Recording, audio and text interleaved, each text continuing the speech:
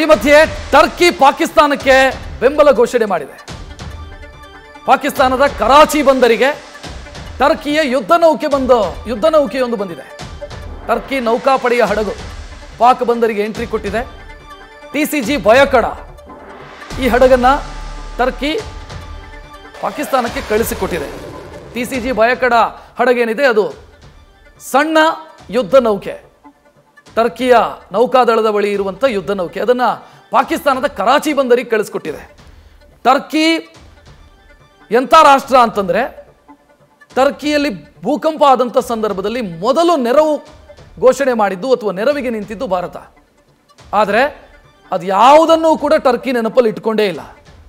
ಬದಲಾಗಿ ಧರ್ಮದ ಬಗ್ಗೆ ಯೋಚನೆ ಮಾಡಿದೆ. ನನ್ನ ಧರ್ಮದ ರಾಷ್ಟ್ರ ಪಾಕಿಸ್ತಾನ, ನಾನು ಪಾಕಿಸ್ತಾನದ ಬೆಂಬಲಕ್ಕೆ ನಿಲ್ಲಬೇಕು ಅಂತ ಟರ್ಕಿ ಯೋಚನೆ ಮಾಡ್ದಂಗೆ ಕಾಣಿಸ್ತಾ ಇದೆ.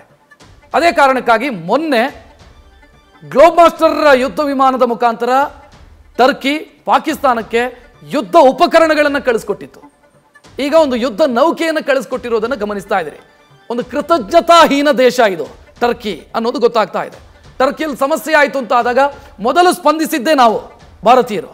ಭಾರತ ಸರ್ಕಾರ ಸ್ಪಂದಿಸಿತು ಭೂಕಂಪ ಆದಂಥ ಸಂದರ್ಭದಲ್ಲಿ. ಇವತ್ತು ಭಾರತ ಪಾಕಿಸ್ತಾನದ ಮಧ್ಯೆ ಯುದ್ಧದ ಸ್ಥಿತಿ ಇರುವಾಗ ಟರ್ಕಿ ಪಾಕಿಸ್ತಾನದ ಪರವಾಗಿ ನಿಂತಿದೆ.